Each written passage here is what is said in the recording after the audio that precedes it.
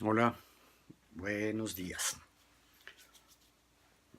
Hoy 28 de noviembre del 2018, a unos cuantos días de que tome posesión el presidente electo Andrés Manuel López Obrador y que se inicien ya formalmente, legalmente, digamos, el inicio de la llamada Cuarta Transformación, pues se va a enfrentar a un montón de obstáculos y a un montón de inercias y de acciones en contra de lo que ha venido planteando y de lo que ahora sí ya desde las riendas del Poder Ejecutivo vaya a plantear Andrés Manuel López Obrador, su movimiento Morena, no movimiento de él, el movimiento que lo apoya, digamos. Y uno de los que quiero yo comentar aquí, porque bueno, es la tónica que hemos estado trabajando a lo largo de estos primeros videos de este canal, son los temas educativos. Eh, y quiero hacer referencia a uno de ellos que no está en las columnas de los especialistas, no está en los libros técnicos de la pedagogía, de la psicología, de la administración, etcétera. Esto es más bien una parte de una corriente de pensamientos que raras veces se expresan en los canales convencionales, revistas, periódicos, por la televisión, en fin. Y es una frase, una anécdota, un algo que leí u oí hace muchísimos años y que se me quedó grabado. Sin la referencia correspondiente, me disculparán los documentalistas, los académicos, no dar la fuente. Ojalá y alguien la tenga por ahí, que la aporte si lo creen conveniente. Aquí creo que lo importante no es tanto qué no dijo, sino lo que se dijo. ¿Qué es lo que se dijo?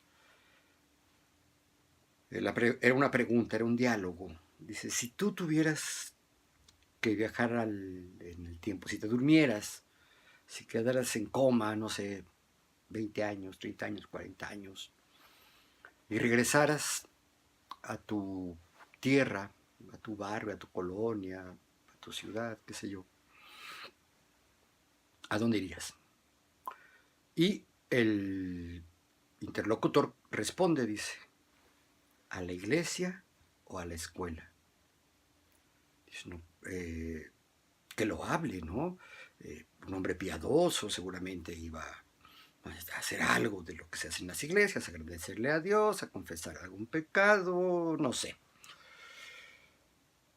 Y a lo mejor también era un hombre no solo muy religioso, sino también un hombre muy preocupado por su cultivo, por su aprendizaje, por la sabiduría y por eso a lo mejor su interés por ir a la escuela. Pues no. Dice, ¿por qué a la escuela? ¿Por qué a la iglesia? Dice, porque son las instituciones que cambian con mayor lentitud. Cuando yo leo esto, insisto, hace muchos años, yo todavía era soltero, pues me impacta porque eh, yo empezaba a estudiar estos temas educativos y por ahí se manejaba mucho a la escuela como un agente del cambio social, ¿no? Y de pronto sale algún pelao ahí, pelafustán, diciendo que la institución que más lentamente cambia junto con la iglesia es la escuela. Y esto es cierto, creo que es realidad. No solo porque la escuela tiene como una de sus muchas funciones, mi padre lo decía así, dice, es la agencia del pensamiento perdurable. Es decir, que si bien los pensamientos, los conocimientos llegan a ser efímeros, son efímeros como todo es efímero, este, la escuela se encarga de fijar el pensamiento que se considera valioso. Eh, y esto pues hace que la escuela sea de alguna manera conservadora. Otra es que también está encargada de preservar buenos hábitos, buenas costumbres, buenos comportamientos y con esto le dan mucha lata a los niños y a los jóvenes adolescentes de secundaria y el conflicto es terrible, ¿no? De alguna manera la escuela sí tiene como parte de sus funciones, insisto, una parte de sus funciones es conservar, preservar lo que alguien dictó que era valioso. ¿Quién es ese alguien? Generalmente es la clase en el poder a través de los órganos del Estado y de las instituciones de gobierno. En particular, las instituciones que se les llama educativas. Y creo que se les mal llama educativas. Pero bueno, estamos muy hechos a entenderlo así. Si una de las funciones de la educación es la preservación de las buenas costumbres, de los conocimientos verdaderos, de los buenos valores, también hay que reconocer que la propia escuela genera posibilidades de transformación. Como dicen los que dicen, o otra frase célebre que por ahí me aprendí, que no me aprendí el nombre, no es que la escuela cambie a la sociedad, la escuela cambia a los hombres que eventualmente cambiarán a la sociedad. Desde ahí se empieza a gestar una especie de función transformadora, de función innovadora. Y esto lo traigo a cuento porque, además de que ahorita hay una enorme efervescencia de descontento, de incertidumbre y al mismo tiempo de esperanza en lo que puede suceder con el sistema escolar, ojo que no le dije educativo, con el sistema escolar en México, maestros, sobre todo maestros, exalumnas mías ya egresadas de la normal de especialización que trabajan en educación especial, pues están inquietas, no solo inquietas, están verdaderamente aterrorizadas, algunas indignadas, otras. La Escuela Normal de Especialización y la Escuela Superior de Educación Física traen una serie de conflictos por la implantación de un nuevo plan de estudios, incluso la definición de nuevas carreras. Y por supuesto que de pronto el reflejo inmediato ante un cambio que se implanta sin consultar, sin consensuar, pues es un cambio que da miedo. Y la primera reacción al miedo es regresarse. ¿Regresarse a dónde? Pues no sé, a la posesión fetal tal vez, porque es la posición que tenías cuando estabas más protegido antes de nacer, ¿no? Regresar tal vez a los ámbitos donde los padres nos protegían, o regresar al pasado, regresar a lo conocido. Y aquí es donde me inquieta. Porque si bien los cambios que se plantean para la educación especial a partir de esta resolución de la Suprema Corte de Justicia de la Nación, que calificó al sistema de educación especial como un sistema que terminaba siendo excluyente, discriminatorio, digamos. No me queda claro quién está discriminado, el niño que se va a una educación más apegada a lo que él es, el niño con discapacidad, el alumno con necesidades educativas especiales que le llaman, o los niños que se quedan a estudiar en escuela regular, ¿no? Desde los dos puntos de vista, si nos instalamos en un centro de atención múltiple, que les llaman ahora a las escuelas que son exclusivamente de educación especial, o nos ubicamos en una escuela primaria, híjole, habría que reconocer que el que no está en escuela primaria a lo mejor es el privilegiado, y desde el CAM se puede ver también al revés, ¿no? Que desde el CAM, si el niño no accede a la escuela regular, está siendo discriminado. Aquí hay un problemón que tiene que ver con algo que se comentó en videos anteriores y que fue, digamos, el eje de análisis de los últimos 7 videos, sobre el problema de la discriminación y el problema de la igualdad. Va a tener que ponerse adjetivo. De hecho, ya las feministas le han puesto adjetivo a esta discriminación y se habla, y creo que está bien, hablar de la discriminación positiva. Es decir, distingues y tratas diferente a distintas personas y a distintos grupos para avanzar hacia la equidad. ¿Sí? Mi frase esta, que hasta creo que le dio título a alguno de los videos, de que trato igual a desiguales es intrínsecamente injusto, me parece que vuelve a aplicarse. Ahora, ¿desde cuándo el sistema o el subsistema de educación especial, al menos en México, ha dejado de ser excluyente? 1984, por ejemplo, cuando se instaura el nuevo plan de estudios, bueno, en ese entonces un nuevo plan de estudios con la orientación más social, de hecho el plan de estudios que ha tenido la orientación más social, más sociológica, más antropológica, digamos, en la formación de maestros de educación especial, ya se hablaba de la integración, ya se hablaba de que la educación especial tiene como propósito final, digamos, su teleología, sus objetivos de largo plazo, su misión, o su visión, ya ni sé, más bien sería la visión, es lograr que los educandos especiales, los educandos atípicos que se les llamaba entonces, pudieran integrarse armónicamente, felizmente, a la sociedad. Y bueno, pues, existían ya los grupos integrados, ya era una política pues muy ambiciosa esto de la integración. Sin embargo, una anécdota, ¿no?, que me parece que ilustra cosas.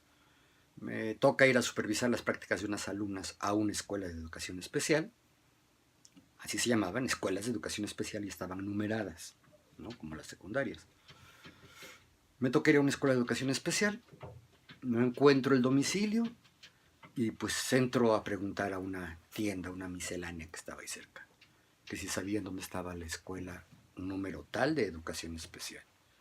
Y se me quedan viendo como un sujeto raro, ¿no? Hasta que alguien más avesado dice, dice, es una escuela a donde van los loquitos y los enfermos. Y digo, no precisamente. Era una escuela orientada a la educación de los niños con discapacidad intelectual o deficiencia mental, que se le llamaba entonces. Entonces, claro, los vecinos a quienes veían ir a esa escuela, pues a chavitos con deficiencia mental, ¿no? Algunos de ellos un tanto profundos, digamos, ¿no? Muchos niños con síndrome de Down, o sea, niños no normales. Entonces, pues fácil, en el lenguaje coloquial, los loquitos y los enfermos, ¿no? ¿Cuánto tiempo tenía funcionando esa escuela allí? Creo que muchos años. ¿Qué se había logrado a nivel de integración, es decir, a nivel de aceptación de la comunidad, del entorno, para los educandos de esta escuela? Nada, absolutamente nada. La gente que no está involucrada en la educación especial, pues tiende a ubicar como enfermos o como raros, como monstruosos a los niños que no son normales.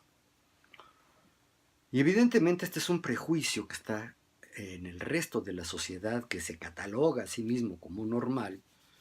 Y bueno, si esa es la sociedad normal, es una sociedad la normalidad es una enfermedad, ¿no?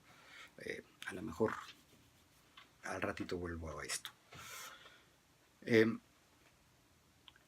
Entonces, cuando decía en estas inquietudes que está generando tanto las últimas medidas de política educativa que se dictan en el régimen ya saliente y agónico de Peña Nieto, como las pocas cosas que se han propuesto sobre educación especial para el futuro gobierno, desde el futuro gobierno, pues genera incertidumbre. Y la incertidumbre te lleva a refugiarte muchas veces en el pasado. Esto es lo que algunos le llamaron la fuga al pasado. No me gusta el presente, me fugo al pasado. Vivo de la nostalgia, soy un melancólico, hago propuestas que nos lleven a vivir como vivíamos antes. Y bueno, de esto están las redes sociales, hay cuestiones verdaderamente terribles, me parecen, ¿no? ¿Qué les digo yo? Por ejemplo, hombres ya maduros, ¿no?, de más de 65 años, que se ponen a decir que su generación fue la última generación que respetó. Que no se acuerdan que la generación de los 60, los que eran jóvenes en los 60, fueron los que inauguraron, por decir así, el irrespeto a las convenciones adultas. No es cierto que fuimos así, pero bueno, de esto hay mucho, ¿no? Todo tiempo pasado fue mejor, dice el dicho, ¿no? Híjole, otra frase que por ahí me fusilé, yo diría que todo tiempo pasado fue anterior, punto, ¿no? No sabemos si mejor o peor. Pero bueno, sí existe esta tendencia a regresar al pasado de la educación especial. Y yo aquí sí quiero hacer una seria advertencia, por decirlo así, un enérgico llamado de atención, un enérgico llamado de atención, porque las formas de atención a la educación, al educando especial, no fueron mejores en el pasado. Ni siquiera, ya no solo hablo de la educación especial, sino de la educación escolar de nivel básico, tampoco fue mejor en el pasado. ¿A qué me refiero?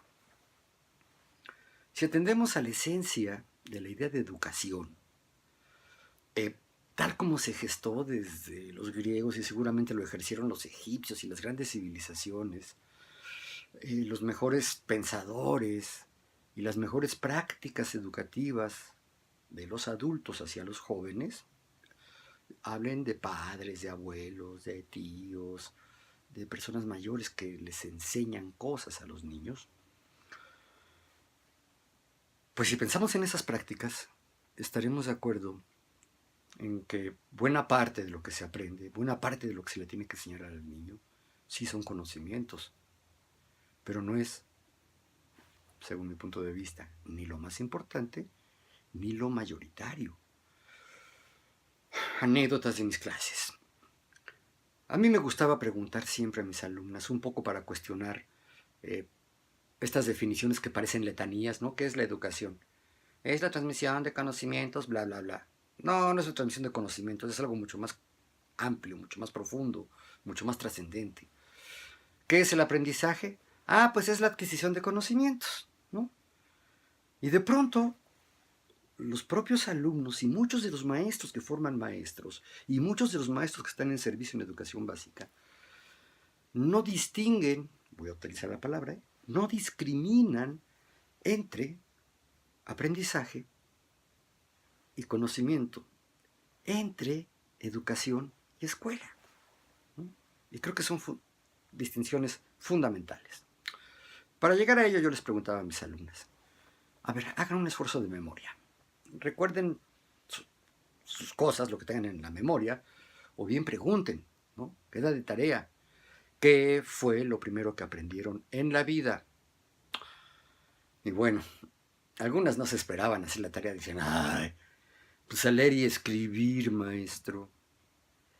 Como la lectura y la escritura es el contenido de aprendizaje más importante de los primeros 2 años de la educación primaria, que hasta hace poco era el nivel más básico obligatorio, el nivel obligatorio más básico, pues era fácil, ¿no? O sea, pues leer y escribir, o sea, lo otro no fueron aprendizajes.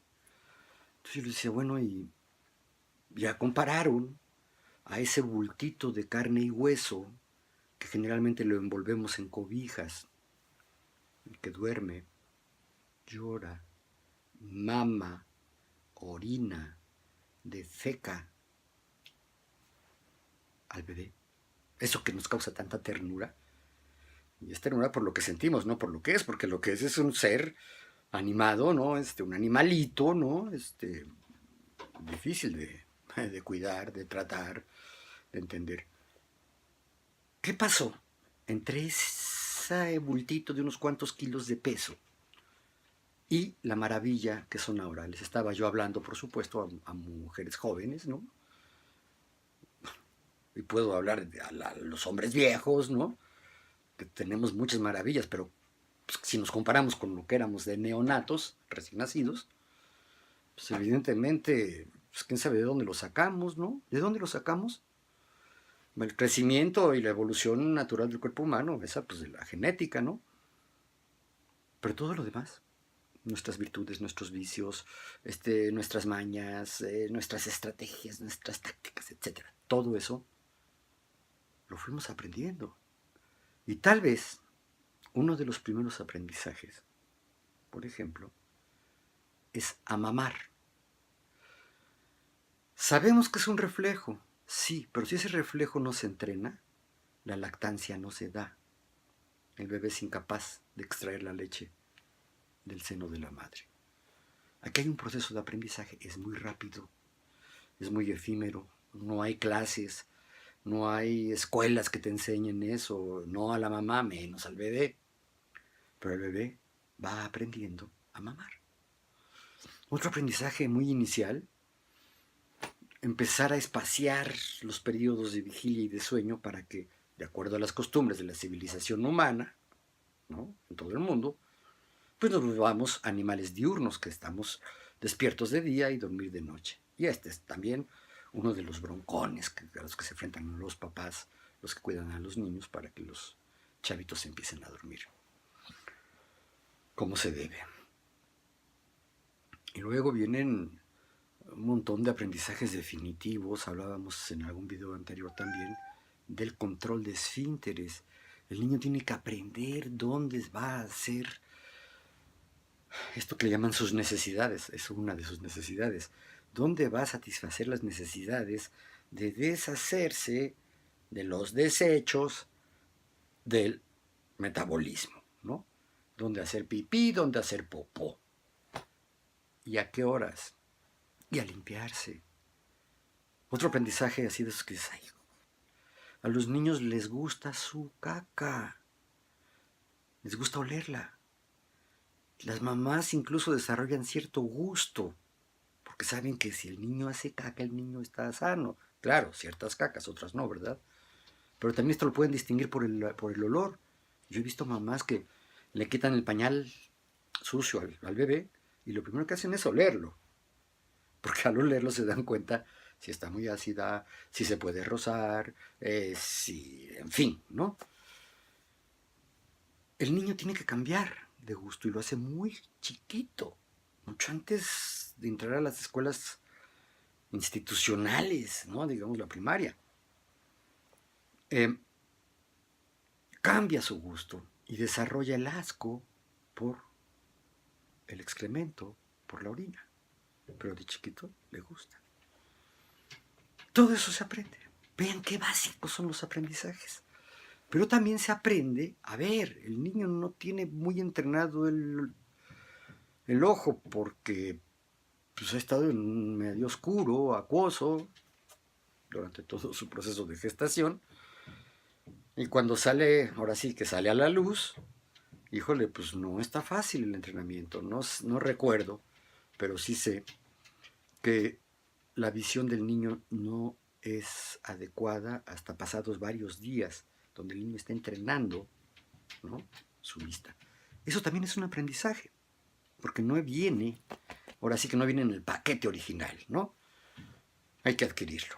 Y los aprendizajes son adquisiciones. ¿Adquisiciones de qué? Bueno, pues de capacidades, de hábitos, de habilidades, de valores, sí, de conocimientos también, pero también de cuestiones emotivas, afectivas. Para ti tienes que aprender a sentir, tienes que aprender a reconocer lo que estás sintiendo, qué cosas te emocionan, en positivo o en negativo, no importa todo. Y tienes también que aprender cómo impactas a los demás, ¿no? Ahí está la educación emocional, la inteligencia emocional, pero ya instalada como interacción. Y esto se empieza a aprender desde muy chiquito. ¿A qué horas gritas? ¿A qué horas lloras? ¿A qué horas puedes hacer alguna barbaridad? En fin, ¿no? Claro, en el ámbito escolar, estos aprendizajes no están reconocidos como tales. Sin embargo, son muy importantes. Yo estoy convencido y entiendo por qué, porque bueno, lo estudié. ¿Por qué la escuela de pronto se convirtió en la agencia que se dedicaba a socializar los conocimientos? Bueno, pues había una serie de conocimientos válidos que ese conjunto de conocimientos habían cuestionado las formas de dominación anteriores. Hablo del trance entre la edad moderna y la edad contemporánea. Es decir, estoy hablando pues del inicio del capitalismo industrial a nivel mundial, estoy hablando del inicio del desarrollo urbano, ¿no? Y también del individualismo, ¿no? Una de las aportaciones del capitalismo fue la conciencia de lo individual frente a lo divino y frente al propio Estado, ¿eh? Y de ahí viene la idea liberal, ¿no? Original, no el neoliberalismo actual, la liberal. Darle preeminencia al individuo. Híjole, y nos pasamos en eso, pero bueno. Cuando digo que hay que recordar, no me estoy fugando al pasado. Digo que hay que recordar para recuperar qué cosas sí y qué cosas no. Vamos a impulsar, vamos a apoyar, qué cosas vamos a esquivar, vamos a evadir o vamos a rechazar de lo que venga en el nuevo régimen. Si es que se instaura un nuevo régimen, que ojalá sí, pero está bien complicado. Pero bueno, al menos en el sector educativo es complicado porque las innovaciones que se plantean no parecen ser tales, porque la resistencia que plantean los maestros, los directivos, los alumnos que ya tienen algunos años estudiando en el sistema escolar, los padres de familia también, pues tienden a ubicarse en el pasado. Es que antes era así. Y como lo conozco mejor, como ya lo viví, pues creo que es mejor. Lo nuevo no sé cómo viene. Pero sí quiero decir, pues, que lo anterior en el sistema escolar mexicano, en el sistema universal, no estaba bien, porque se enfocaba, si no exclusivamente, sí con mucha predominancia, a la enseñanza de conocimientos. Vean cómo toda la estructura organizativa del sistema educativo, que te dice el sistema escolar, que te dice que tienes que ingresar a la escuela y de ahí empezar a pasar de año, así se le dice, ¿no? Está sustentado en la adquisición de los conocimientos que están en el programa. Si ustedes hablan de contenidos de aprendizaje, van a ver que básicamente son conocimientos, ¿no? Unos cuantos elementos, unos cuantos contenidos de aprendizaje se refieren a aptitudes, a valores, a actitudes, a emociones, pero muy poquito, a habilidades incluso. Entonces, cuando se habla de regresar al pasado, híjole, yo diría, espérenme, yo los invito a pensar en una utopía, esto que le llaman un sueño, en un deseo que creo que es posible, que es factible, empezar a calentar las mentes para que las conductas se orienten hacia la eliminación de los grados escolares. Fíjense lo que estoy diciendo. Es algo inconcebible. Vean toda la fiesta que se hace cuando alguien... ¡Ay, ya se acabó el año escolar! ¿Y qué pasó? ¿Pasaste o no pasaste? Ah, si pasaste, hay fiesta y alegría y todo. Si no pasaste, híjole, ¿no? Castigo, reproche, recriminación, etcétera, ¿no?